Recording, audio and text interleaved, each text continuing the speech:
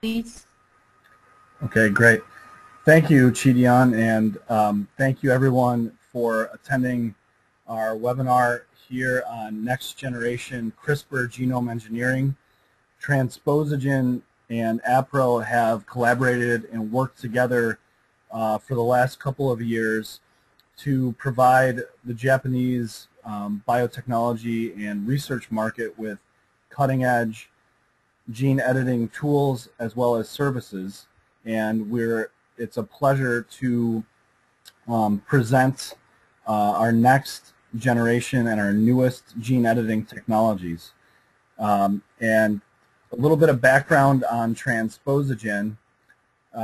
We were founded about 10 years ago, and our first goal was to become the best gene modification technology company for rat model creation.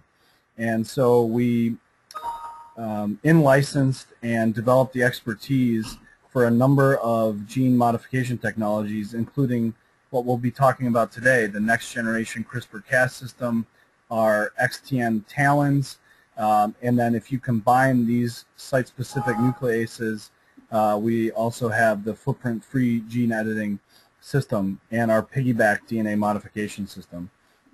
And so throughout this development of these tools and technologies for the creation of genetically engineered rats, we quickly realized that these technologies had many other applications other than creation of genetically engineered rats. Other applications would include cell line engineering, mouse model creation, plant model gene modification or plant gene modification, and many other gene editing projects that we could provide then not only animal model creation but research reagents and tools, as well as custom cell lines, custom animal model creation, and other applications for our customers. And so we've expanded our business to not just animal model creation, but also the custom tools and cell lines and stem cell modification. And so today it's a pleasure to present our newest technologies and differentiate Transposagen from other service providers and other companies who also provide gene modification technologies. And so I'd like to introduce today's speaker, Dustin Perry, who's a senior scientist at Transposagen. He got his BS in biology from the University of Kentucky and also went on to his graduate school work at the University of Kentucky. He did most of his education and his school on gene modification in Drosophila. So he has a strong background on genetic engineering of different genetic systems, and he is now a senior scientist and in charge of new product development at Transposagen. And with that, I will turn it over to Dustin.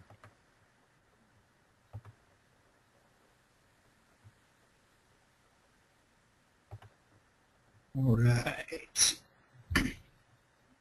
right. Thanks, Jack. So first I want to start off by thanking everyone for taking their time out of their schedules and listening to us today. I think we're entering a very exciting period in the world of genetics. It's one in which the possibility of targeting specific genetic locations is becoming easier, more efficient, and probably most importantly, they're becoming cheaper, and their usage is becoming more broad. Hey, Dustin, can I stop you there? I don't know if you are sharing your screen right now. Click. Are we good? Yeah, now you're good. Can you see my little laser pointer? All right. Yep. Okay. All right, cool. So before I begin, I would like to give a little background on a couple of current genetic modification tools and how they stack up against one another. Specifically, I want to talk about how we edit genomes with site-specific nucleases.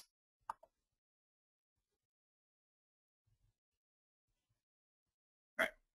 So what can you actually do with site-specific nucleases?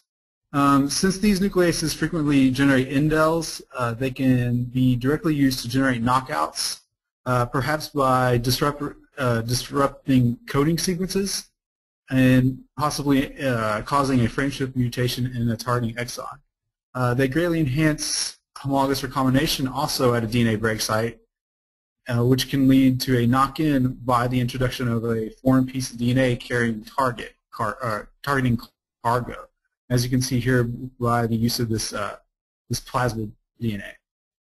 You can also have editing on the smaller scale using single-stranded oligodeoxynucleotides, or SSODNs, as we refer to them around the lab. It's cheaper and it's becoming more reliable to use those as well. Or you could also have this small-scale repair in the gene editing by causing a DNA break and having a plasmid DNA that has a correct coding sequence, and through HR can repair up to a single or down to a single base pair. So when we talk about gene editing tools or even site-specific nucleases, what would be the ideal tool?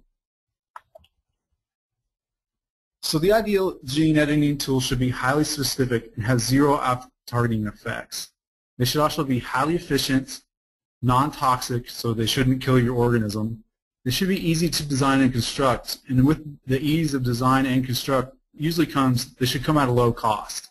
And they should also be broad in their usage. So whatever tool you would use in the rodent model, mouse, or rat should also be able to use in this axolotl or even in the plant Arabidopsis. So next I'll go over kind of how the site-specific nucleases work, and specifically 3 of the more commonly used ones that are currently on the market. So what is a site-specific nuclease? Well, we've known about and discovered many site-specific nucleases over the past 4.5 decades. These are known as restriction enzymes, which bind and cut specific DNA sequences. The nuclease domain of a restriction site, such as the FokI nuclease, which is signified here in these little purple circles, these site-specific nucleases can bind to a larger sequence recognition domain, which specifically binds to a 9, 12, or 15 nucleotide sequence. Since dimerization of the FokI nuclease domain is required for nuclease activity, a cognate fusion protein also containing a FokI nuclease domain can be exploited to bind to an adjacent half site. This then triggers cleavage upon FokI dimerization. Recognition of each half site confers specificity to a particular site in the target genome. Pictured here is the zinc finger nucleases.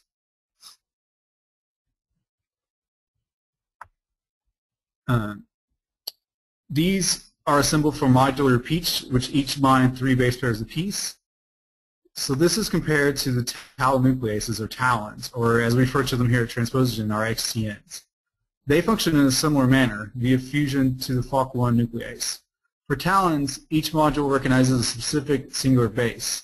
These double-stranded breaks are recognized and repaired by the non-homology end-joining DNA pathway, which is, as you may know, very error-prone and frequently results in the creation of an insertion or deletion mutation. Henceforth, I'll refer to those as indel mutations. Lastly, a new site-specific nuclease, which has been out in the literature for about maybe a year and a half now, is the Cas-CRISPR type 2 in the nuclease system. They are RNA-guided in specificity, and in the system, an RNA protein complex scans and recognizes a sequence within the genome with the creation of the RNA-DNA duplex. The protein component has an enzymatic activity which cleaves the DNA strand on both sides, yielding a double-stranded break, which also frequently results in an indel. So I just really quick want to go over our talon system here before I get into the bulk of the NextGEN CRISPR stuff. As I said, here at Transposagen we refer to them as our XTNs, or talons. There are some key advantages to our system. They have better flexibility with the single nucleotide binding units. That's directly compared to the zinc finger nucleases, which require 3 base repeats, whereas the talons, you can you can have their modules bind single base pairs, so they're not context dependent. They're more precise. They edit the genome with little to zero off-target mutations. And our new YXTN system is very high throughput and very speedy. Oops. So I want to give a little background on the current CRISPR-Cas system before we get into the newer NextGEN CRISPR system and the way the literature and the way our current Cas-CRISPR model stands. So Cas-CRISPR genes are found in a variety of bacteria and archaea and comprise an immune response to phage or plasmid DNA. And the Cas-CRISPR system I'll be discussing today was originally described in Streptococcus pyogenes. So the Cas-CRISPR system as it currently is used features two main components: a single guide RNA containing a protospacer region and the CRISPR-associated protein 9, or Cas9 for short. The gRNAs and Cas9 form a complex with one another and bind at the protospacer region, provided the presence of a protospacer adjacent motif, or PAM site as I'll probably refer to it from now on.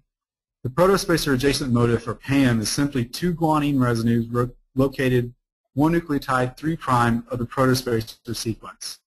This motif is absolutely critical for the binding of the Cas9 complex, as you can see here. And the absence of the PAM sequence in the CRISPR array prevents cleavage of the host genome. Following the binding to the complementary strand, the Cas9 nuclease causes two cuts in each strand, yielding a double-stranded break. So the use of this current system is fairly easy. You just have to search for the target genome, for a site in the target genome, look for the PAM site. There are some constraints at the 5' end, which I will talk about in a second. And you only need two components for the system, the Cas9 protein and your synthetically made guide RNA. This is also, it's possible to have a bicistronic system, so you would only need a single vector for this to work. And you can express both the Cas9 and the gRNA off of a single plasmid. Okay, so that's great, but are there any disadvantages? Well, yeah. One group reported very high rates of off-targeting effects where indels could be found at various frequencies and could actually exceed the rate of mutagenesis at the intended target site. This is true for targets that had mismatches at either the 5' half or 3' half of the protospacer region. Although off-target sequences were more likely to have mismatches in the 5' region of the protospacer, however, these studies were performed only in transformed cell lines, so it's been interesting to kind of search for the off-targeting effect in mutagenesis of normal cells in vitro or in live animals. These just have not been done yet. One way to minimize off-target effects, at least for applications of homology-dependent repair, is making the use of the Cas9 mutants that can only cleave the complementary strand, or as we refer to it in the literature and in-house also, is the Cas9 nickase. So the Cas9 nickase is an aspartate to alanine mutation that inactivates a RUC-mediated cleavage of the non-complementary strand. This mutation yields similar rates of HDR and yields much lower rates of indel generation. As NHTJ repair should not be induced by DNA nicks, however, that has not really been the case. As NHTJ repair should, however, recent reports have shown indel formation at high rates, similar to that of wild-type Cas9 at the intended target sites. So one could assume that the off-target effects that have been seen with Cas9 are similar to when using the nickase. So I'm going to show you here. Yeah. I'm stuck on the screen. Okay, now it's moving forward. All right. I'm on the off-target effects of CRISPRs right after the intro. Table? Yeah, the table. Yeah, that's where I'm at. Okay, good. Yeah. So what I'm showing you here, what's been shown in other labs, this is done in one of our collaborators' labs, is the off-target effects seen at the VEGF-A site 3, with the target site being the top sequence here. And there were found to be 7 different off-target sites that had very high rates of mutations when those sites were deep sequenced. So you can see here, this was the rate of mutagenesis at the target site. You had around upwards of 25% mutation rates at some of these off-target sites. And what's scary to see is these off-target sites a lot of times happen in genes. So they can differ by up to 5 mismatches. After you have 5 mismatches in the target site, the complex doesn't seem to bind at those places.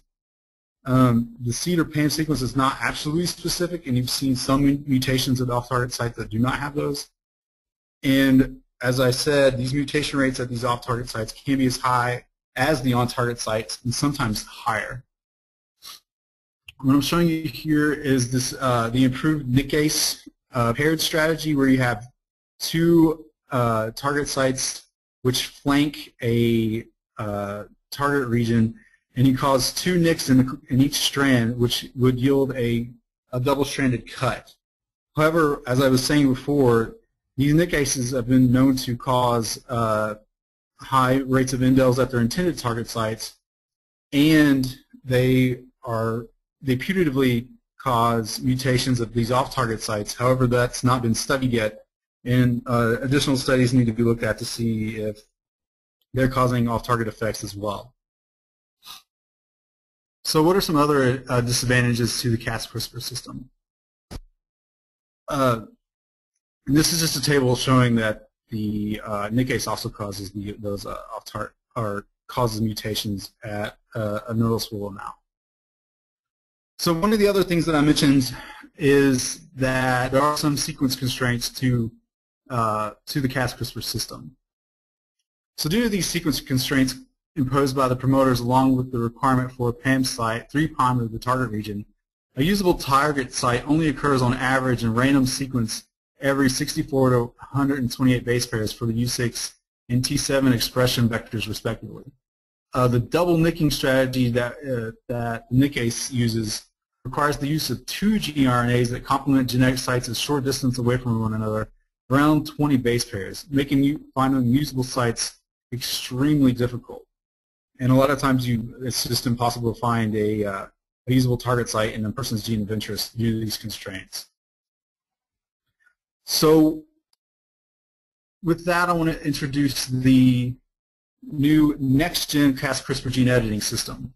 And before I really get started into the meat of this, I want to first start off by saying that the system was originally described in Keith Jung's lab, and the citation for which is down here at the bottom, Tsai et al. 2014 in Nature Biotech. If you guys want to take the time and really dive deep into the science of this, you can check out that paper. And the new NextGEN CRISPR-Cas editing system that Transposagen uses is a variation of what they did in that paper. So what are the advantages of our NextGEN CRISPR system that we use here at Transposagen compared to the current Cas-CRISPR system that's out there?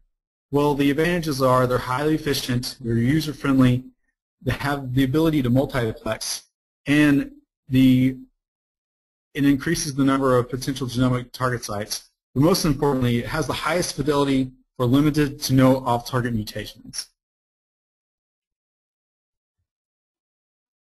So the new NextGEN Cas-CRISPR system functions very similar to the widely used zinc finger nuclease or TALEN technology by using a dimerization-dependent FokI endonuclease fused to a catalytically inactive Cas9 protein. So you can see here, this is the Cas9 protein fused to its gRNA, which is also, and the protein is also fused to the FokI endonuclease. But the Cas9 protein is now catalytically active and will not cut DNA, although it would still bind to its DNA target site. Because the FokI endonuclease only functions as a dimer, binding it off target sites will not result in cleavage of the DNA. However, because the system must use 2 gRNAs where the previous Cas-CRISPR system only required 1, a new way to express the gRNAs in a multiplex fashion without the 5' nucleotide limitations was also designed. And I'll talk more about that in a little bit. But first I want to show you that that this dimerization-dependent system functions at a similar rate to the current wild-type Cas9 system. So as Keith's lab shown, you have in the blue bar you have the FokI dimerization-dependent Cas9, and your white bar or red bars, excuse me, are the wild-type Cas9. And this is mutation frequencies measured at different genetic sites. So VEGF1 site 1 and FANCF site 1 and 2. And as I said, because the dimerization-dependent Cas9 requires both a left and right gRNAs, you have to use both to see cutting. And you can see with using the wild-type Cas9, both the left and right cause mutations, whereas you need both to cause a mutation. And they do occur at similar rates, albeit somewhat lower, but do significantly still cause noticeable mutations. Excuse me. But it's what probably the most important thing is the highest fidelity for limited neutrino off-target mutations. So what we have here is a EGFP disruption assay where both the left and right gRNA is used in this graph, I should say. And at site 47, using both the left and right gRNAs, you can see a high rate of disruption for site 47 and 48.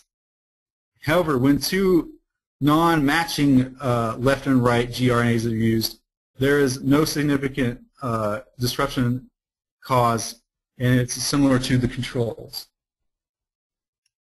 Over here in B, we have the mutation frequency at the EGFP site 47 and 48 using mismatched pairs as well.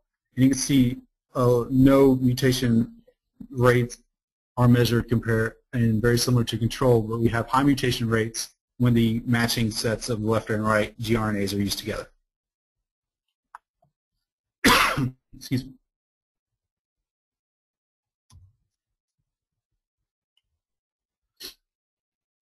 With the new NextGEN CRISPR system and the dead Cas9, when you are looking at using just the left or right causing mutations by themselves, you can see that using the left and right gRNAs by themselves cause no rates of mutation, whereas both are required to cause any mutation at all.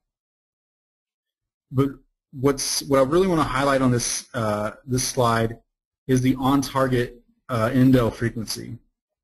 So this is looking at that VEGF-A site 1 that I showed you earlier that had very high rates of off-target mutations.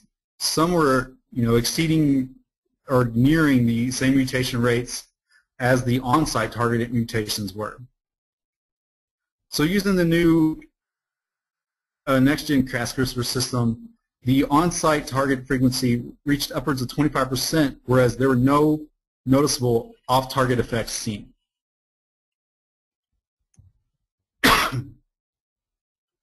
So, as I was saying before, it was very hard to find a usable target site when, in random sequence, a usable target site only occurred once in every 128 base pairs for the T7 or 64 base pairs using the U6 promoter.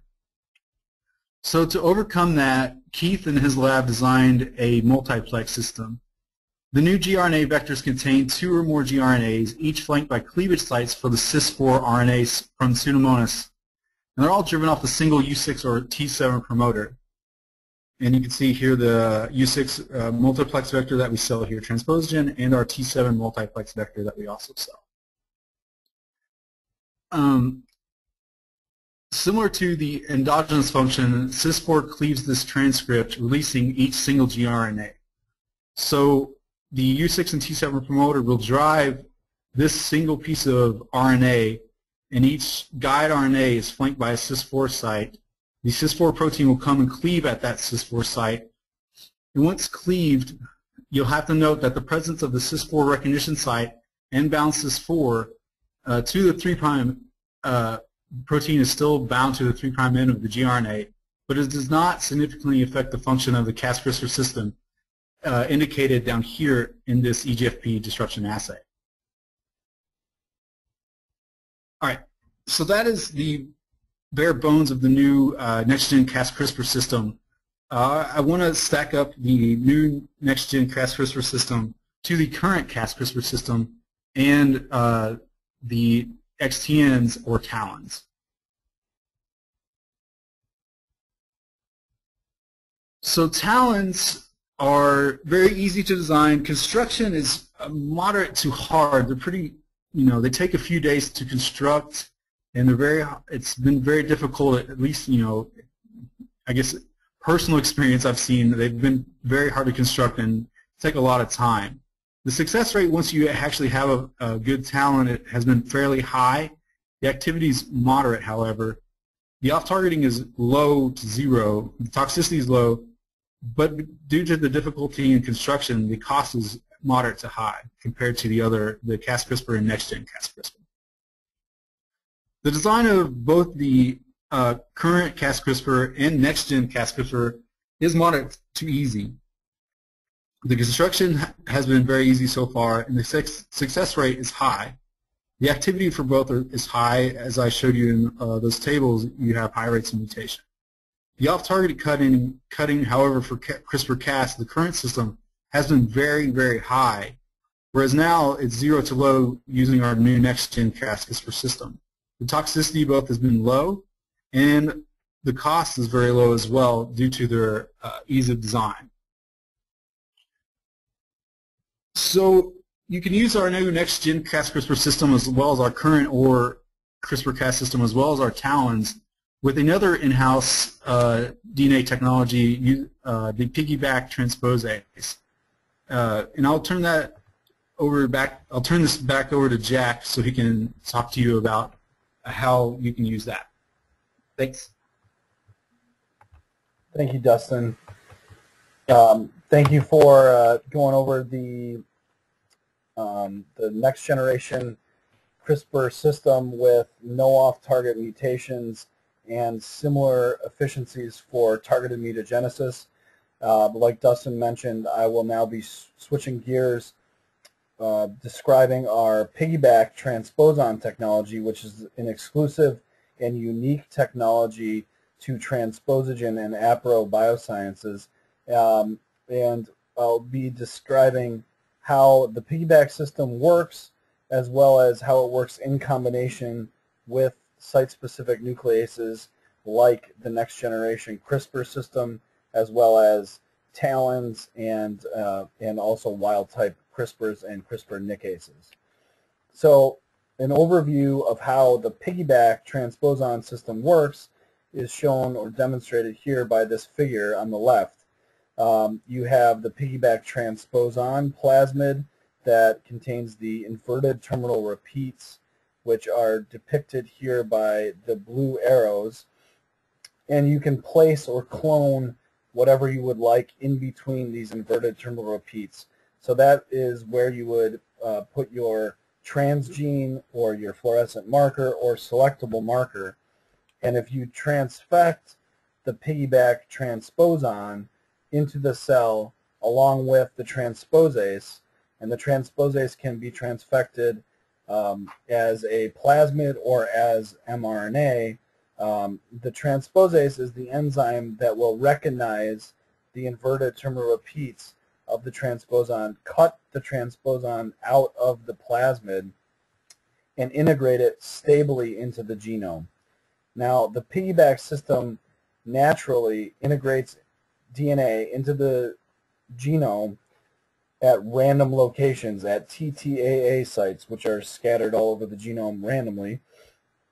And so we have a version of the transposase that is manipulated to be hyperactive or more efficient for this reaction, for integrating DNA into the genome.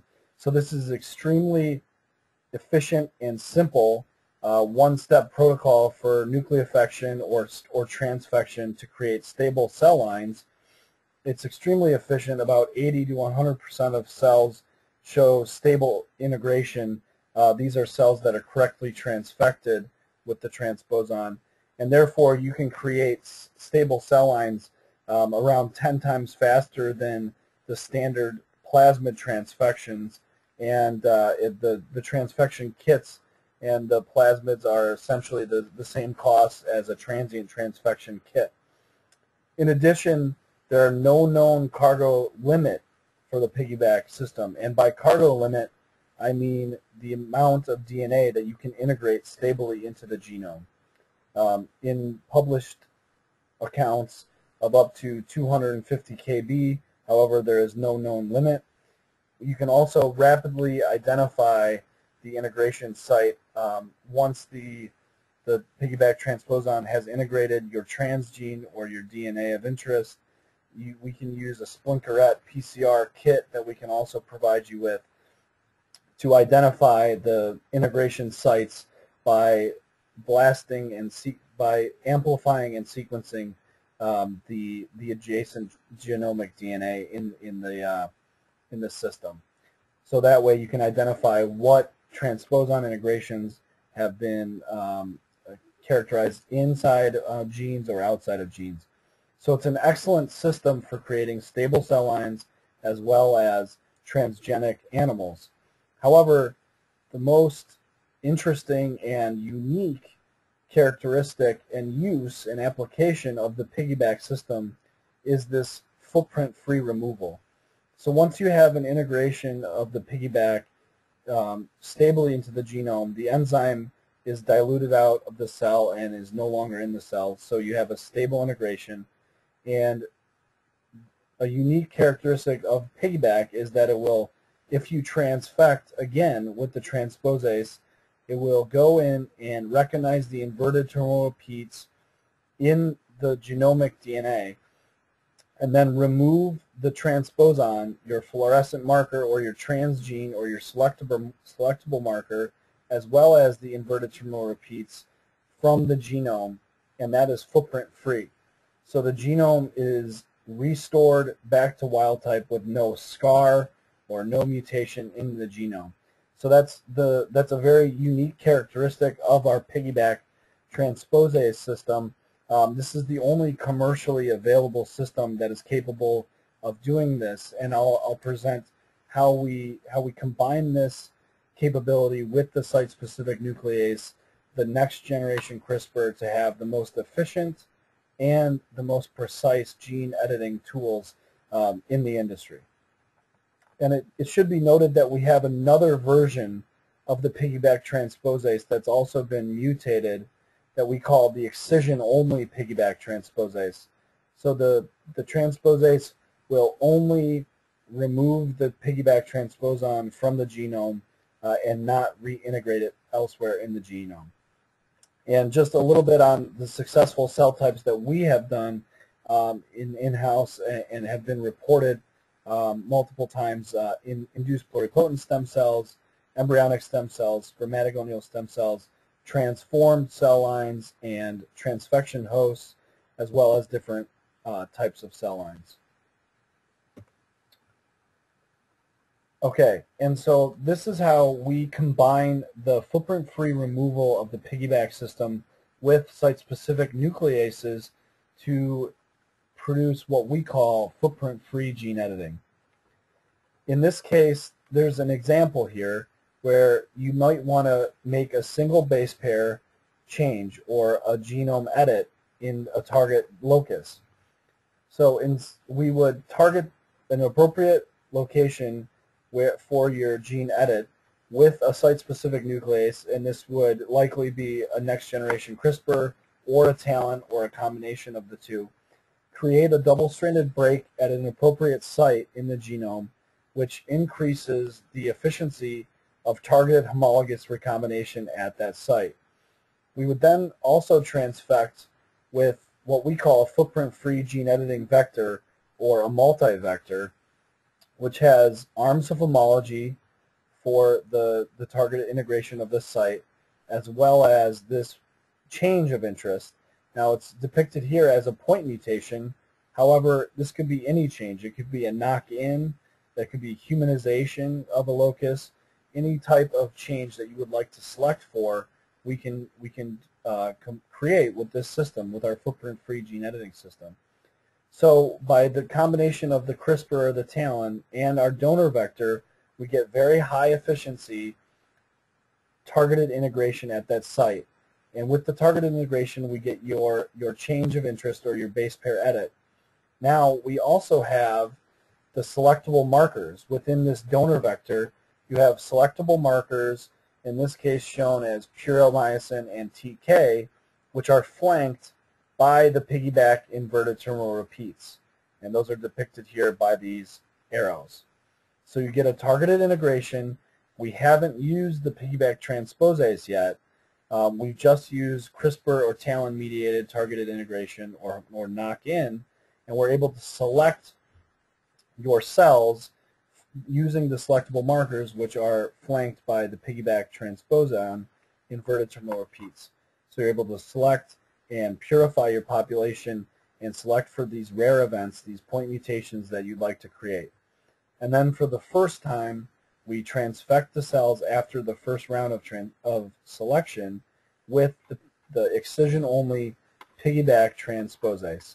And so the transposase recognizes these inverted terminal repeats, removes the transposon and the selectable markers from the genome footprint-free, leaving behind a cell and a gene that's been edited with your exact gene editing project, but without any other mutations or off-target mutations or unwanted effects. So that's a summary of how our footprint-free gene editing services work. We provide any component of the footprint-free system, the CRISPRs, the donor vectors, as well as the excision-only PiggyBac. We provide full kits to do all this, as well as custom services, which I'll talk about. Now, our footprint-free gene editing system has many advantages over any other commercially available system, but for one example is an advantage, especially in delicate cell lines or stem cells, for if an advantage over not selecting for your stem cells or your cell lines for this gene edit of interest. Just as an example, we took some data or some realities from a paper at Nucleic Acids Research in 2013 where the researchers used a single-stranded oligo and a CRISPR or a TALEN, and they found one correctly edited clone after screening 5 96 well plates. So you can imagine that not selecting your cells for these gene editing events can be time-consuming and difficult and very expensive. So our solution is the footprint-free cell line engineering or genome engineering system. Another competing technology is a more well-known technology, the Cre recombinase LOXP technologies. And this technology essentially can be used for selecting gene modifications and then removing the selectable markers, but it has many disadvantages over the PiggyBac footprint-free gene editing. The first and very important disadvantage of the Cre recombinase system is that the Cre recombinase, when transfected into cells, will recognize cryptic LOXP sites in mammalian genomes and will rearrange those LOXP sites in the genome, creating all sorts of off-target mutations. And this is demonstrated here by one paper showing, comparing the percent normal mouse embryonic fibroblasts and abnormal mouse embryonic fibroblasts when there is no Cre recombinase expression, and then when Cre recombinase is expressed in those cells. You can see that without Cre recombinase expression, there's a very high percentage of normal cells. However, after Cre recombinase is expressed, abnormal cells start to develop and are shown at a very high rate. So this system produces a number of different off-target effects which can disrupt your research projects and can restrict your ability for connecting your genome or your genotype to your phenotype. In addition to that disadvantage of the Cre-LoxP technology, LoxP sites it's not footprint free. So every time you use the Cre recombinase system, there's a LoxP site left in the genome, which is about a 34 base pair sequence or scar left in the genome. Now these LoxP sites have been shown to become methylated, as well as the adjacent genomic region become methylated after being left or put into the genome, which have been shown to alter or silence the adjacent genes. So you can imagine that if this occurs when you use the Cre-LoxP technology, that you have just spent all this time and all this effort and expense creating a gene-edited cell line, and then a failure of the technology that you're using is now altering or silencing the expression of your edited gene. The advantage of using the PiggyBac footprint-free system is that PiggyBac does not have any of these disadvantageous or adverse effects. PiggyBac does not create mutations, and that's been demonstrated in literature, as well as it is footprint-free, and it does not leave anything such as a LoxP site in the genome. So when you use the PiggyBac footprint-free genome editing system, you do not have to worry about any of these problems. Now, those are our technologies that Dustin talked about, our talons just for a little while, as well as the wild-type or original CRISPR-Cas system, the CRISPR-Cas nickase system, and now our next-generation CRISPR system with very high efficiencies and little to no off-target effects. And then combining all those site-specific nucleases with the PiggyBac and footprint-free gene editing, we have a very diverse and useful gene editing portfolio. And now I'd like to wrap up the webinar with our services. So our first service I'll talk about are our cell line engineering services. The cell types that we have experience with and have created include transformed cell lines like human embryonic kidney cells, HeLa cells, as well as CHO cells, cancer cell lines, and others, as well as stem cells, including iPS cells. We also have experience with embryonic stem cells and primary cells. So this is just a couple examples, but any cell type is possibly genetically engineered using our technologies, and we'd be happy to discuss any project with you and with APRO that you might have. Our services include stable cell line production or transgenic overexpression and inducible stable knockouts, knock-ins or humanization and conditional, as well as footprint-free gene editing, single base pair changes, or isogenic cell line creation. Now, just as an example of stable cell line production, this is an example shown, which was published by a group at PNAS in 2010, the utility of the PiggyBac system for creating stable and functional cell lines. And this demonstration shows that the PiggyBac system was used in a single transfection to create a functional and stable ion channel. And so this ion channel had multiple subunits. So each subunit was able to be stably integrated into the genome in a single transfection, creating a stable cell line and a functional cell line over a number of passages. Ion channels are very important for drug discovery and research. Our technology, the PiggyBac system, is the best system for creating stable cell lines, including complex cell lines such as ion channels and G-protein coupled receptors. In addition, we have experience in cell line knockout creations. This is an example of a knockout that we created with a client recently. We knocked out a post-translational modification gene. This was done by designing two custom XTN talons. So we used the talon system for this knockout project. We devised a phenotypic selection method, and we transfected and selected those cells, and the result was high-efficiency cell line engineering. So in this case, both talons, which are shown here, the binding sites, the spacer region here and here, and a couple deletions that were identified using the talon system, 78% of all of the selected cells had both alleles, so biallelic knockouts with 78% of the cells. So it's a very efficient system. So the talons are still very efficient. We use them for a lot of projects, and we think that that's a great technology as well. We confirmed these cells by clonal isolation and expansion, and now the cells have been confirmed to produce human antibody therapeutics with the appropriate modifications.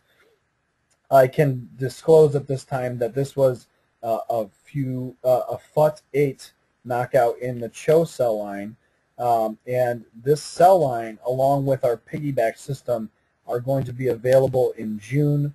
We're going to be publishing this in June, and these cell lines that now produce human antibody therapeutics at a very high level and a very appropriate production and post-translational glycosylation, these cells will be available for recombinant protein production studies. Now, stable cell lines and standard knockouts might be considered more of our standard services, but just as a example of a more complex cell line, I wanted to present this example where we humanized an entire locus of the rat gene. So we had a client that would like to humanize the locus. We created a donor vector that had arms of homology for rat, the human exon 2, followed by human intron 2, and then the rest of the coding sequence of the gene, a poly-A, as well as the other arm of homology. And we also designed 2 talons targeting the genome at that site.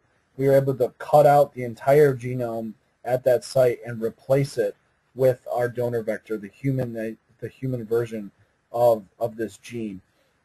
And this is just another example of how you can use the PiggyBac footprint-free gene editing system. This is an example of our selectable marker. In this case, it was neomycin, flanked by PiggyBac inverted terminal repeats. So we're able to select for this targeted knock-in, this humanization, with this selectable marker, and then remove the selectable marker from the genome footprint-free. So the system can be used for gene editing or single base pair changes, as well as targeted integration in large genomic constructs and humanization and large gene swaps. We, of course, also have an animal model services. We create custom knockout, transgenics knock-in, or conditional transgenic knockdowns, as well as humanization in both rat and mouse are our standard animal model creation services, but other species or any species is available or possible. We have, with a collaboration and our PiggyBac technology, created transgenic pigs, for example. And a little bit about our strategy for animal model creation. Since we have all of these advanced and this great portfolio for genome engineering, we can use any of these technologies, the Transposagen, the XTN talon, the CRISPR, the next generation CRISPR, custom donor vectors. We design and we validate these vectors, and then we have expertise and the ability to inject directly into the embryo of mice and rats and other animals, use embryonic stem cells, as well as another unique and exclusive technology, the spermatogonial stem cell system. And all these technologies and expertise result in high-speed, high-efficiency genome engineering. A little example about our pronuclear injection knockout success, and these are some projects that we have done in the past showing a couple different projects for knockout rats using talons, and then showing variable founder production, but resulting in high efficiency knockout rat production. Injecting talons or CRISPRs directly into the embryo of rats results in high efficiency knockout rat production. We have optimized our protocol for pronuclear injection in rats and mice, as well as our design, production, and activity testing for the talons and the CRISPRs, or whatever vectors we're going to use for knockout or knock-in in pronuclear injection. Because we've optimized and we have so much experience and expertise in knockout rat and mouse success, we provide 100% guaranteed success for knockout rat and mouse production using standard rat and mouse strains. So Sprague-Dawley, Fisher, or Black 6 would, in those cases, would be standard strains. So we provide 100% success guarantee. If for some reason the rat or mouse is not created, we do not require payment for the project. In addition, we have spermatogonial stem cells for creating rats. This is just a little schematic of how these spermatogonial stem cells work here. The spermatogonial stem cells are stem cells that can be grown and manipulated in culture. However, they only differentiate into spermatids. So we genetically manipulate the spermatogonial stem cells in culture. We can select them, use footprint-free gene editing, use next-generation CRISPRs or talons, and then implant them into the testes of a recipient male. And our recipient male is also genetically sterile, so that all of the sperm this animal creates are derived from the validated and confirmed genetically engineered spermatogonial stem cells. This is a proprietary technology, an exclusive technology, and a unique technology for Transposagen and APRO. So because rat embryonic stem cells are not robust and in many cases not available, these are the industry's only rat stem cells. So we have the industry's only service for custom knock-in large and complex rat model creation. A couple advantages of partnering with Transposagen and APRO is that we have a very high quality, full service genome engineering from custom design to creation. We provide complementary feasibility studies. So if you have a project that you might be interested in, we will design the next generation CRISPRs, the donor vector, the talons, whatever vector you need. We'll design the targeting locations and everything that you need in order to create that project, and then deliver that free of charge to you. We have a very experienced genome engineering scientific staff. Our cell line engineering project manager and senior scientist is Ken Miller. He has 20 years of expertise in cell line engineering. Excuse me. He was spent his career in the pharmaceutical industry, formerly at Pfizer and Schering-Plough, and worked for the cell line engineering core within Pfizer before he came to Transposagen. Carlisle Lendell is our director of custom animal models. He has 30 years of experience in animal model creation, worked at Jackson Laboratories, and was also the director of the gene targeting core at Thomas Jefferson University in Philadelphia before joining Transposagen. So this is the expert scientific staff, along with others, including Dustin, that we will utilize in designing your high quality and in many cases guaranteed success genome engineering project. And in summary, the collaboration between APRO Life Science Institute as well as Transposagen results in diverse technology portfolios available to you, custom services for genome engineering, as well as these other advantages like client maintains the ownership and intellectual property, and flexible milestones. And so we are providing these gene editing tools, technologies, and services to the Japanese market. And with that, I would like to ask Chidian to finish out and close the webinar. And I'd like to thank everybody for joining us today. And we'd be happy to provide you with any answers to any questions, as well as any feasibility studies, quotes, or anything that you might need. Thank you, Jack and Dustin, for introducing cutting-edge technology. 本日はウェビナーに参加いただきまして誠にありがとうございます。今日ご紹介しました NextGEN CRISPR はカスタム作成を含めて、正式には6月に販売開始を予定しております。今回ご紹介しましたスライドについてはご参加いただいた方々には追って送付させていただきますので、もしご質問等ございましたら、アプロサイエンス宛てに、私、金宛てにいただければ、ご返答させていただきますので、よろしくお願いいたします。